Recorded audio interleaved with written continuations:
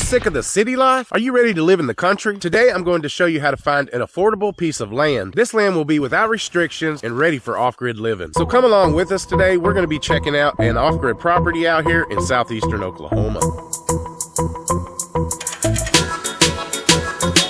This one is 5 acres and it's totally off the grid. A property like this has absolutely no restrictions at all. There's no covenants, no HOAs, or anything you would have to worry about. On a property like this, you could put an RV, a tiny home of any size. If you absolutely wanted to, I guess you could live in a tent. My point is, this is what the real meaning of no restrictions are. On a property like this, you would want to get your electricity by solar and dig a well or do rainwater catchment for your water needs. A property like this would run you about $45,000 to $50,000 depending on the area and the state that you're looking in. Right here where we are filming on land like this, you're going to be getting about 56 inches of rain per year. With the right size water catchment system, that's going to be plenty of water to sustain you and your family throughout the year. In my opinion, this is what I would call prime for off-grid. You can put your fence up around your property line here, dig you a pond, maybe get some goats. So yeah, one more thing I'd tell you about this property is right here behind me across the road here, there is the option to get power from the electric company. So it's just a choice that you would have to make. Okay, so this is right at 7 acres. It does look like the property is fenced almost all the way around. This track here says it's available for immediate possession. There is also a water hookup out here if you do want to hook into the city. So what the website here is telling me is it's $65,000 for the property. It's $839 a month. Without any improvements right now, your taxes are going to be around $320 a year. The website showing us that the terms for the financing for this would be about 10% down with a 12% annual finance. So you're looking at something like $6,500 down, $840 a month. So for a lot of you, you think owning your own land is not possible, and I'm trying to show you that there is a way. The value of property like this is never going to go down, but yet only go up. My guess is that in 10 years, this property may be worth double of what it is now. Most people are paying $65K for a new truck. An investment like that's not going to hold its value like investing in a piece of land like this. So now that you have your land, what are you going to do about a house? Let me give you a couple of ideas.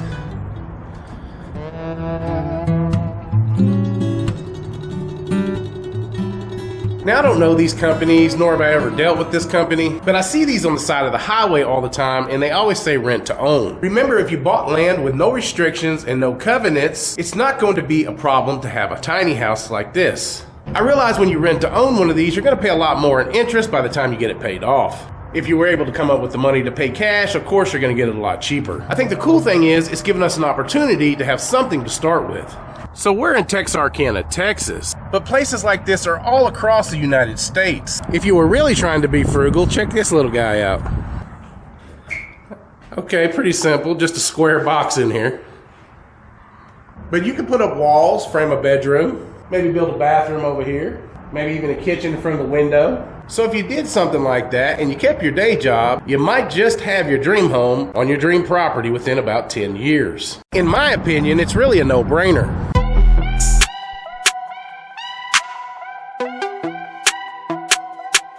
Keep in mind, the schools out here in this area are great for our children. Okay, so this property that we're heading to is considered an owner-financed property. What owner-financed property means is that there's going to be a contract between you and the actual land company, and there's not going to be any bank that's involved. This one happens to be 11.26 acres, and they want $65K for it. It does have power lines that are running across the property, so I'm sure it would be fairly cheap to tap into the power lines if you did want to live on the grid. Now, looking at the map here, it looks like it's an upside down triangle. So shows us over here to the left, here where the pond is.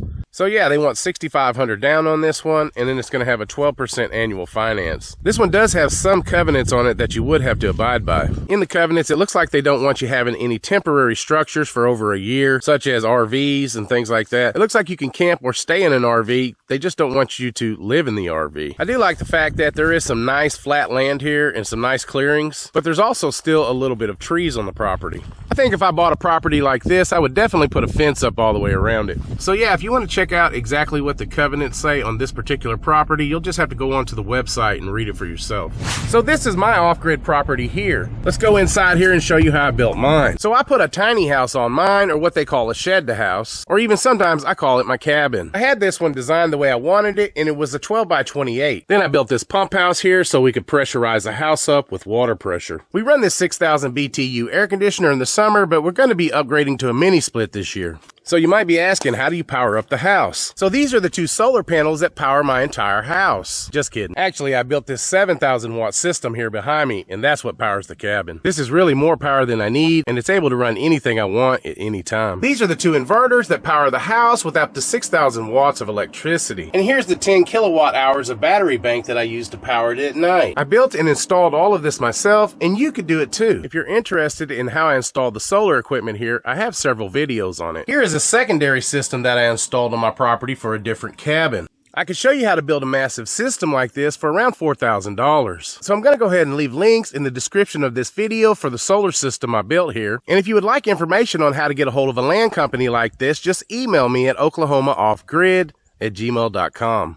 Just to let you know, I'm not sponsored by any of these land companies, nor am I making a dime off of them. I'll send you the links to some of the websites where you can find off-grid land in the Oklahoma area. Don't be afraid to leave me a comment if you want to ask me a question. I usually answer back the same day. So I paid $500 a month for 10 years for my land, but remember, prices of land have gone up. So the land that I showed you today is going to be about the price you're going to find it in the southeastern Oklahoma area. Now I know there are plenty other places to look, like out in East Texas, West Texas, Arizona, New Mexico. A lot of those places are off-grid friendly also. So not everybody out there can afford their own piece of land. But I'm trying to show you an easier and much cheaper way to go about it. For those of you that don't have great credit, this could be an opportunity for you. Would you rather pay on a vehicle for the next 10 years or a piece of land? If I had to do it all over right now, this is what I would do. I'm just trying to help show the people how to get out of a rat race.